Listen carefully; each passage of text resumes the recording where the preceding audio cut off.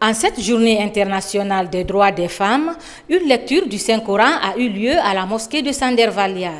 L'animatrice de l'émission Univers des femmes, Hadja Ramatoulaye Touré, connue pour son engagement en faveur des droits des femmes et de la tolérance religieuse, a choisi de marquer cette journée en invitant les femmes à méditer sur les versets du Coran et à célébrer la diversité et l'inclusion au sein de la société. Vous avez prié pour l'autonomisation des femmes et pour une refondation apaisée de notre pays sous l'égide du général président Mamadi Doumbouya, chef de l'État, et toutes les femmes de notre guidée. La prière qui a été faite ici soit exaucée par le Tout-Puissant.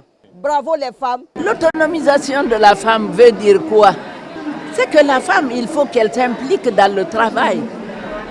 Et quand elle s'implique, si elle réussit, ça permet à toute la famille, à toute la population de vivre heureux. Pour les participants vêtus avec élégance, cette lecture collective du Coran est également l'occasion de se réunir, de partager un moment de solidarité et d'échange.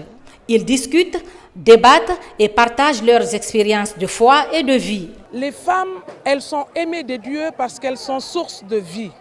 Alors quand elles se réunissent pour prier, cette prière, je suis sûre que Dieu l'agrée. Et les prières que nous avons formulées ici, c'est pour toutes les femmes de Guinée, c'est pour le pays et c'est aussi pour nos dirigeants.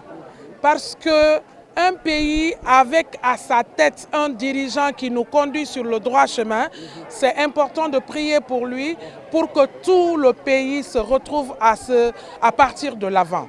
Le message de sentiment, de réconfort, de remerciement de son Excellence, Monsieur le Président de la République, chef de l'État, chef suprême des armées, le général d'armée Mamadi Doumbouya, à l'égard de l'univers des femmes de RTG pour avoir pris l'initiative d'organiser cette séance de lecture du Saint-Coran sur les invocations, les prières en faveur de la paix, de l'unité nationale, du développement durable de la Guinée. En ce jour symbolique du 8 mars, la lecture du Coran a pris une dimension particulière, célébrant la puissance et la beauté de la spiritualité, ainsi que la place des femmes dans la société et la religion.